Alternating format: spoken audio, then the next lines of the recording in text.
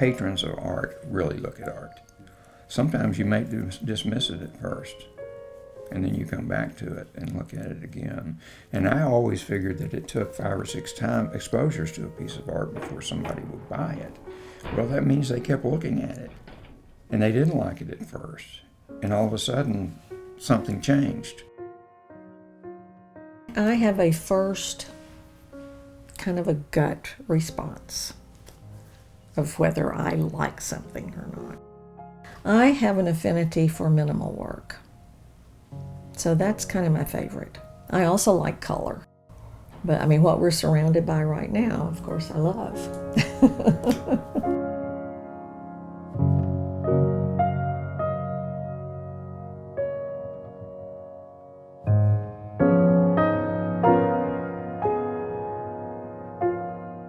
Well, when I got out of the service, Pam, my wife, and I, we moved to Dallas because I did have quite a bit of experience with graphic arts. I worked in the advertising a couple of years and then got laid off in '74.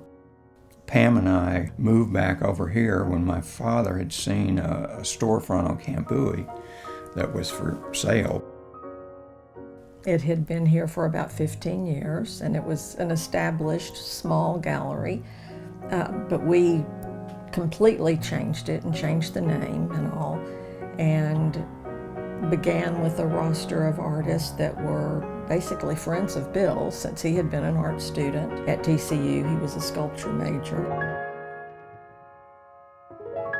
But from the beginning, you know, it was more like family. You know, they certainly treated me, I always felt special and felt well taken care of, and felt like we had a relationship beyond just a working business relationship.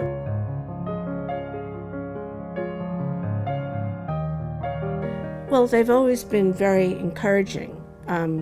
They only accepted artists' work if they really felt something about the work.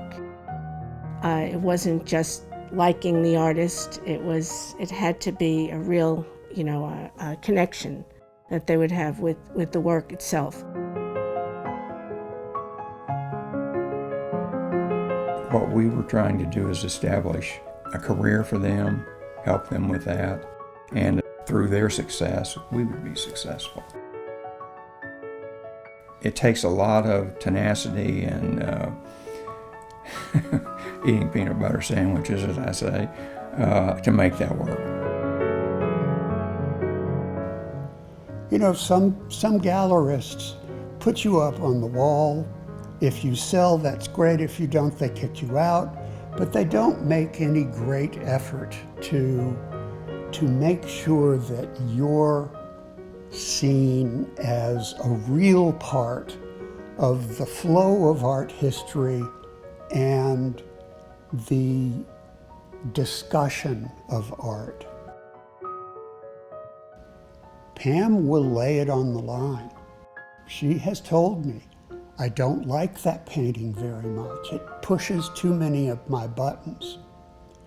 But she shows it, because pushing buttons is part of what art does.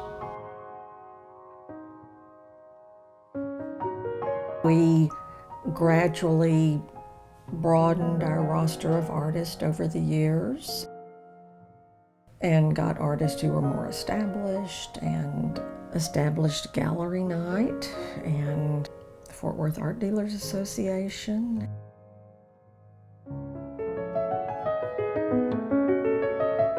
I heard of the William Campbell Gallery back in the 80s when I was a student at UT Austin. We would make treks up to Fort Worth to go to the museums here. So there was a sense of, oh, you know, I began to be aware of what an art mecca Fort Worth really was. One of the things I've really appreciated about working with Bill Campbell on the Art Commission, there was some proposed cuts to public art funding. And I know that he met with all the council members and discussed that. And so really advocated for keeping public art at a level that we had been enjoying up to that point. There are artists that are always trying to redefine what art is, and I think it invigorates the process, and I think Bill and Pam have that curiosity and interest in things as they're unfolding and developing. There's a certain formality about the way they show the work that they've chosen to show. Very few galleries have been able to do that. It's when you walk into some of the newer galleries, there's a little bit of this and a little bit of that, and there's no real cohesiveness like Bill and Pam.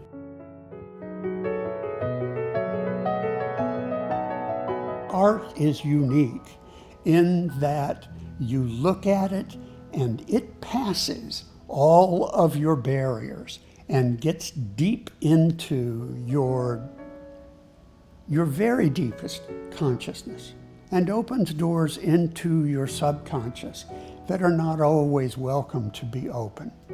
And Bill and Pam have expanded that community of people who are not just collectors, they're art thinkers.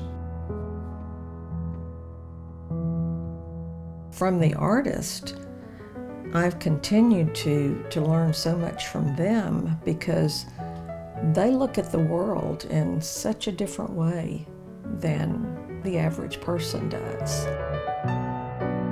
The experience, mostly through the socialization with just people, has been fantastic. There's so much input from creative people that you can't not be stimulated by it and think about what they have to say and their perspective. Artists are very astute at things, sometimes very obtuse things that we would never think of. I've thought about that a lot in conversations with them. It seems like the artists they represent are like family to them. I think their legacy will have to do with having brought really good contemporary art to the Fort Worth audience and done it consistently and continually for as long as they did. I could just say Bill and Pam set the standard.